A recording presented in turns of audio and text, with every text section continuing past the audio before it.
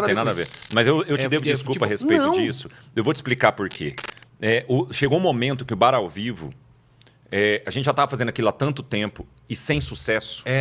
Isso que o pessoal não entende, não dava dinheiro. Não dava dinheiro, a gente não tinha público. Era muito difícil, a gente era um grupo grande. E a gente já tinha um certo nome e não conseguia fazer virar. Exatamente, a gente tinha um certo nome. A gente tinha bons vídeos, eu fazia show da banda bastante, dava a gente fazia bar ao vivo, dava 15, 20 pessoas. E aquilo foi massacrando, saca? E eu acho que durante um tempo lá no bar ao vivo, a gente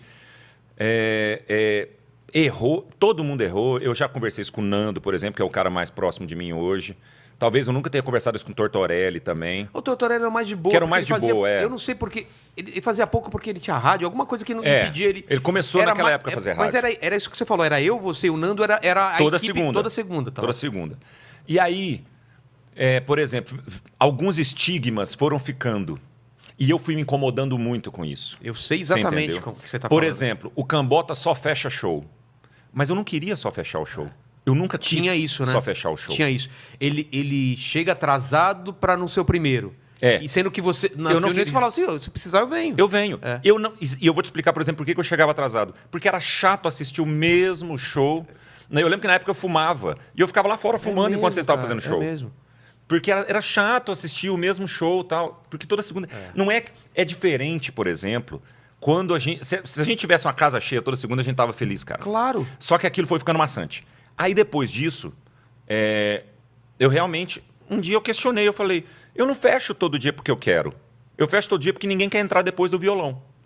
Tem essa também. Né? Tinha esse estigma. Tinha esse estigma. Ninguém quer entrar depois do violão. Eu falei, eu não vou deixar de fazer o violão. Porque... Vamos explicar isso pro pessoal. A energia do violão é muito alta e tem cara de final de show. Tipo, é uma celebração, acabou. Acabou. E você entrar contando piada depois é muito ruim. muito difícil. É por isso, só pra quem não é da comédia. E aí eu falei, eu não vou deixar de fazer violão. E aí tinha aquela discussão, né? Então faz um pouco no começo. Era aquelas... E aí eu tenho que te pedir desculpa, eu vou te explicar por quê. Porque eu tava carregado com uma mágoa com você. E eu vou te explicar que é um negócio que talvez a gente nunca tenha conversado. Vamos aproveitar para conversar. Agora é o momento. Agora é a hora. A gente tinha um show... talvez seja isso que você está falando a respeito do meu perdão e eu não sei. Não é. Não é de futebol. Não. É de futebol? Cara, eu devo ter... É porque eu era um cuzão jogando bola. Não é. Você vai entender. Tá bom. A gente tinha um show, eu e você, em Boa Vista, Roraima. Eu lembro exatamente disso. E você perdeu o voo. Ai, cara, eu não queria ir pra esse show de jeito nenhum e o cara forçou eu ir de qualquer jeito. De todo jeito. O show éramos nós dois só. E você perdeu o voo. E eu fiquei muito puto. Era tipo, você perdeu eu nunca tinha ido num show que você tinha que sair um dia antes pra chegar. Então na minha cabeça, o voo era no mesmo dia que era o show. E era um dia antes. E eu cheguei em Boa Vista e fiquei sozinho fazendo toda a agenda... Daquele cara? Daquele cara. Chato pra caralho. E era uma agenda que era TV, e não é TV legal pra caralho, era programa policial. Eu sei, eu lembro. Aí, e fazer rádio e tal. E vou fazer um parênteses, num desses programas de rádio, que eu vou... É maravilhosa essa cena. Esse aqui é um programa de rádio, certo? Tá. Aí eu sentei, já tô puto, porque eu já dei um monte de entrevista aqui, chata pra caralho. E não vai levar ninguém pro Não vai levar ninguém pro show, entrevista pra canal local, programa policial. Ninguém ali tá afim de ver um show de comédia. Ninguém tinha conhecimento de quem eu era. Fui fazer um programa de rádio. É o programa de uma senhora tal. Senta uma senhora aqui na frente, conversando no telefone, eu sento aqui, já puto, porque eu passei o dia inteiro sozinho dando essas entrevistas num sol escaldante e o Vilela não tinha chegado. Aí... Puto. Eu não queria ir, cara. Aí, eu tô não era muita grana, né? Não, nem era, aí, sabe, eu pensei rolê todo. Era um puta de um rolê, grana pequenininha. Ia pra Manaus? Tinha que ir pra Manaus. Aliás, em Manaus eu também tenho outra história quando eu desci no voo, porque era à noite o voo. Chegava à noite na cidade, dormia depois... É? Caralho. Eu lembro que em Manaus eu saí pra fumar, porque tava um calor, o ar-condicionado tava desligado do aeroporto de Manaus, eu saí pra fumar um cigarro. Eu falei, eu não aguento esse calor. A hora que eu saí, eu descobri que o ar-condicionado tava ligado. Era o calor... Não era aquilo lá era mesmo. Aquilo mesmo. Mas enfim, aí eu tô dando entrevista, aí a mulher tá no telefone, ela não tá nem me olhando. Ela não tá nem me olhando, Vilela. Ela tá assim, e eu tô aqui, esperando pra dar entrevista. E ela tá no telefone, No meio da ligação, ela fez, só um minutinho. Ela me passa um papel por cima da mesa desse jeito. Ela fala assim, escreve um release rapidinho pra mim. Ah, você tá zoando. Eu falei, escrevo. Peguei uma caneta. Fabiano Cambota, ex-jogador de futebol da Sampdoria. Tem um restaurante com fulano, não sei o quê. Comecei a inventar um monte de mentira. Sou amigo de Ronaldo, tal. Resolvi começar a fazer comédia. Você tá zoando. Ela, no ar, ela. Tô aqui com o Fabiano Cambota, ele que é ex-jogador da Sampdoria. E essa entrevista foi ao ar. 1 hora de entrevista que eu não contei nada que era verdade. Eu inventei que eu tinha um restaurante na Itália. Cara, a gente precisava achar esse Achar trecho. isso é maravilhoso. Porra, se porque alguém nós tá estamos falando, assistindo isso, alguém deve- de Boa Vista deve ter isso. Cara, eu não falei nada com nada. Eu falei que eu namorei uma mulher italiana e eu descobri que depois ela era prostituta. Era um absurdo, assim, a história. E aí me mudei. O Ronaldo me ajudou a me mudar. Eu nunca vi o Ronaldo na minha vida. O Ronaldo me ajudou a me mudar pro Brasil. Era uma história que não tinha pé nem cabeça, não tinha graça, não levava ninguém pro show e não era eu. Nossa. Mas eu já tava por aqui já. Aí nós fomos pro show. Aí você chegou de tarde.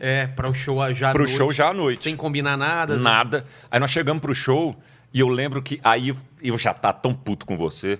E aí você falou assim, vamos fazer assim? Quem Você- abre, quem fecha. Você Aí entra... aí você falou assim, você entra, faz sua parte, eu entro, faço a minha, você me falando. Eu entro, faço a minha e você volta com violão. Eu falei, não, Vilela. eu lembro. Ou eu entro e faço a minha parte inteira, ou eu entro depois. Não justifica eu cortar meu show no meio, porque meus callbacks não vão fazer o menor sentido. E aí eu vi que você ficou desconfortável. E quando eu perguntei quem conhece o Pedra Letícia, e as pessoas gritaram, e fizeram, eu soltei uma coisa que eu sempre fui muito contra. Hoje eu sou. Que eu falei, um chupa, Vilela. Ah, mas eu achei Era que uma foi- piada, era uma piada. Que a Mas gente sempre eu faz sempre isso. fui contra isso. Ah, é? Eu sempre fui. Eu nunca fui. É a mesma história que eu sempre falo assim: os caras vão chamar a menina. Ah, não, pro isso é palco. ruim. Ela que deu pra todo. Cara. Não, isso é ruim. E eu nunca. Eu sempre fui MC no Comedians. Sempre. É. Nunca diminui um sempre humorista. levantar. Eu também sempre sou levantei. disso. Mas isso eu acho E que aí eu eu não levei. Você acha que eu levei? Não, eu não lembro, mas é porque eu guardei essa. Não, mas eu não levei. E aí, quando eu voltei pra São Paulo, o show foi no sábado, eu acho. Quando a gente voltou, teve a reunião.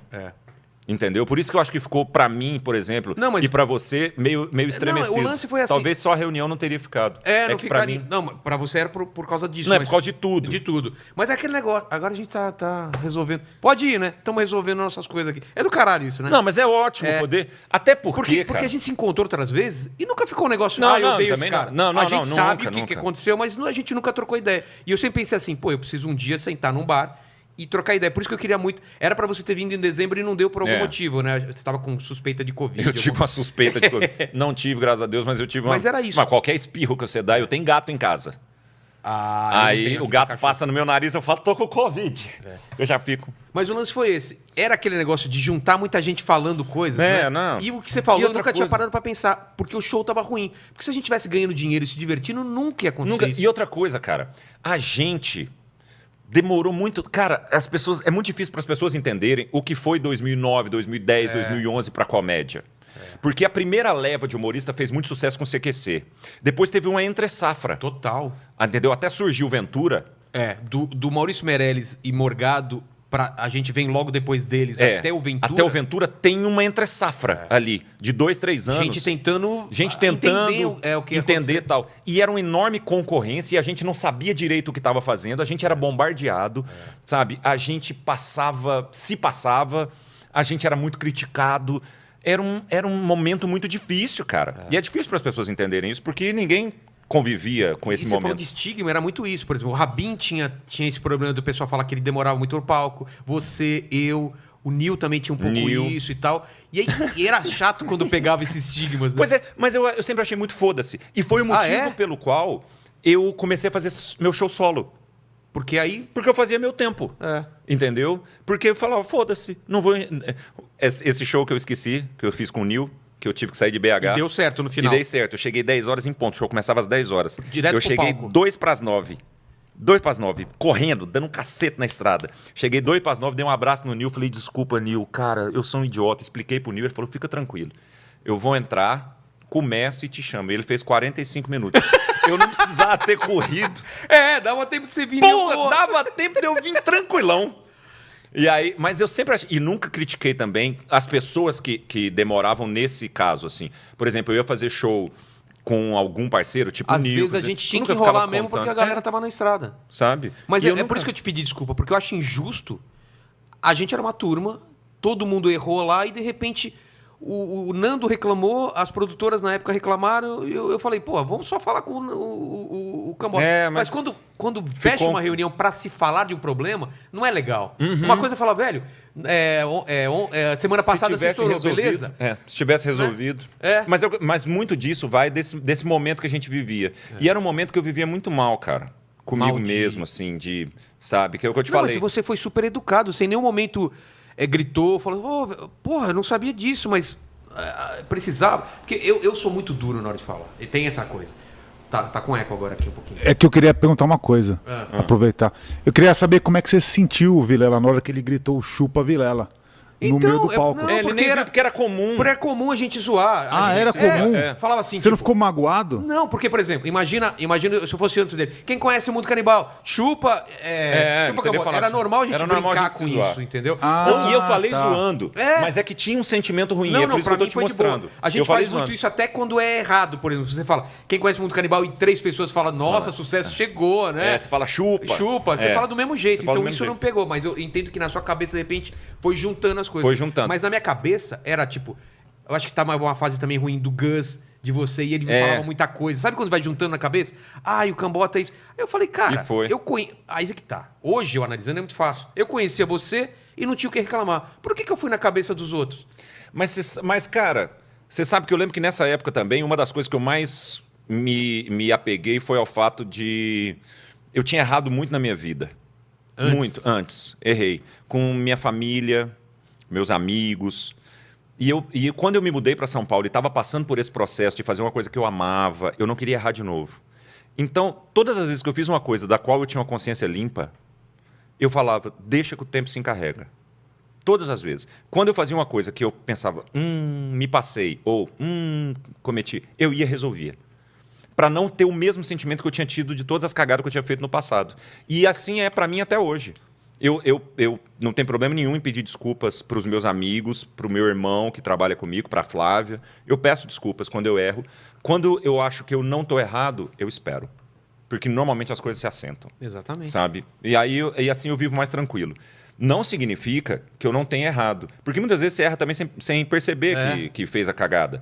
Saca? E eu procuro, pelo menos, ter um pouco mais de atenção para ver por que uma pessoa às vezes está diferente comigo. Em vários momentos da minha vida, com algumas pessoas, quando eu percebi que talvez a pessoa ou ela tivesse me mal interpretado, ou ela tivesse com implicância, eu falava, não, vou deixar então, sabe? Mas eu não enfrento. Eu sou muito pouco bélico.